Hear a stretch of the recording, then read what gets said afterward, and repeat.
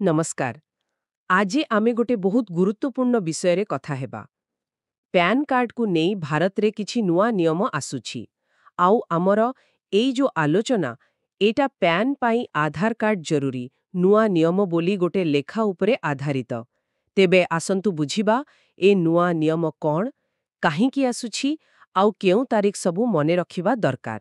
ହଁ, ନିଶ୍ଚିତ ଭାବରେ।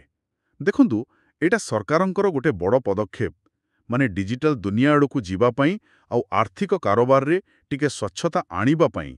ଆଉ ଏ ନିର୍ଦ୍ଦେଶଟା କେନ୍ଦ୍ରୀୟ ପ୍ରତ୍ୟକ୍ଷ କର ବୋର୍ଡ, ମାନେ ସିବିଡିଟି ଦେଇଛନ୍ତି। ତେଣୁ ଏହାର ଗୁରୁତ୍ୱ ବେଶ୍ ଅଧିକ। ଆଚ୍ଛା, ତେବେ ମୁଖ୍ୟ ପରିବର୍ତ୍ତନଟା କ'ଣ, ମାନେ ସବୁଠୁ ବଡ଼ କଥା କ'ଣ ଏଥିରେ? ଶୁଣିବାକୁ ମିଳୁଛି ଯେ ନୂଆ ପ୍ୟାନ୍ କାର୍ଡ ପାଇଁ ଏବେ ଆଧାର କାର୍ଡ ଦରକାର ପଡ଼ିବ। ହଁ, ଏକଦମ ଠିକ୍ ଶୁଣିଛନ୍ତି। ଲେଖା ଅନୁସାରେ ଜୁଲାଇ 1, 2025, ମନେ ରଖନ୍ତୁ, ଜୁଲାଇ 1, 2025 ପରଠାରୁ ଯିଏ ବି ନୂଆ ପ୍ୟାନ୍ କାର୍ଡ କରିବେ, ତାଙ୍କୁ ଆଧାର ନମ୍ବର ଦେବାଟା ଏକ ପ୍ରକାର ବାଧ୍ୟତାମୂଳକ ହୋଇଯିବ। ଓହୋ, ବାଧ୍ୟତାମୂଳକ। ହଁ, ଏବେ ଯେମିତି ଆଉ କିଛି କାଗଜପତ୍ର ଦେଇ ବି ଚଳିଯାଉଥିଲା, ସେ ବିକଳ୍ପ ଆଉ ରହିବନି। ମାନେ ଆଧାର ନଥିଲେ ନୂଆ ପ୍ୟାନ୍ କାର୍ଡ ଆଉ ମିଳିବନି। ସିଧା କଥା। ବାପରେ, କିନ୍ତୁ ଏତେ କଡ଼ା ନିୟମ କାହିଁକି?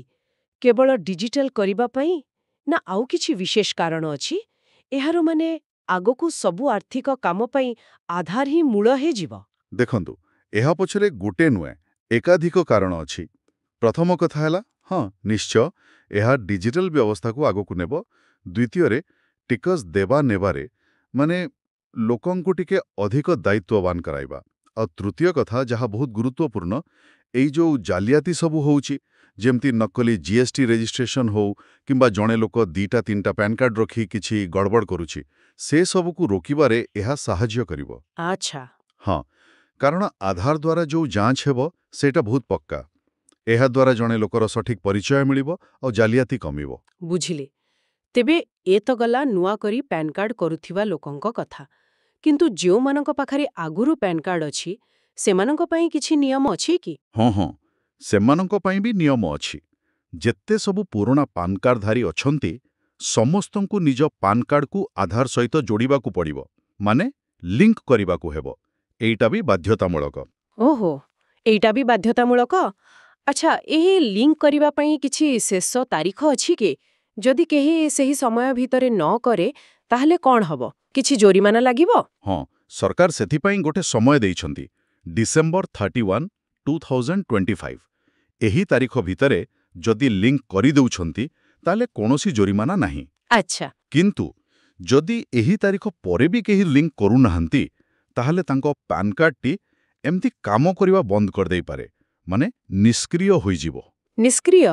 ତା ମାନେ? ତାମାନେ ବହୁତ କାମ ଅଟକି ଯାଇପାରେ, ଯେମିତି ବ୍ୟାଙ୍କ ଆକାଉଣ୍ଟରେ ଟଙ୍କା ଦେଣନେଣ କରିବାରେ ଅସୁବିଧା, କିଛି ବଡ଼ ଆର୍ଥିକ କାରବାର କରି ନ ପାରିବା, ଏମିତିକି ଆୟକର ରିଟର୍ଣ୍ଣ ଦାଖିଲ କରିବାରେ ବି ସମସ୍ୟା ହୋଇପାରେ। ବାପରେ, ଏ ତ ବହୁତ ଗୁରୁତ୍ୱପୂର୍ଣ୍ଣ କଥା। ତେବେ ମୋଟାମୋଟି ଭାବେ ଦେଖିଲେ, ଦୁଇଟା ମୁଖ୍ୟ କଥା ମନେ ରଖିବାକୁ ହେବ। ଜୁଲାଇ 1, 2025ରୁ ନୂଆ ପ୍ୟାନ୍ ପାଇଁ ଆଧାର ଜରୁରୀ। ଆଉ ଯେଉଁମାନଙ୍କ ପାଖରେ ପୁରୁଣା ପ୍ୟାନ୍ ଅଛି, ସେମାନଙ୍କୁ ଡିସେମ୍ବର 31, 2025 ସୁଦ୍ଧା ଆଧାର ସହ ଲିଙ୍କ କରିବାକୁ ପଡ଼ିବ। ଏମିତି ଲାଗୁଛି, ଏହା କେବଳ ଗୋଟେ ନିୟମ ବଦଳିବା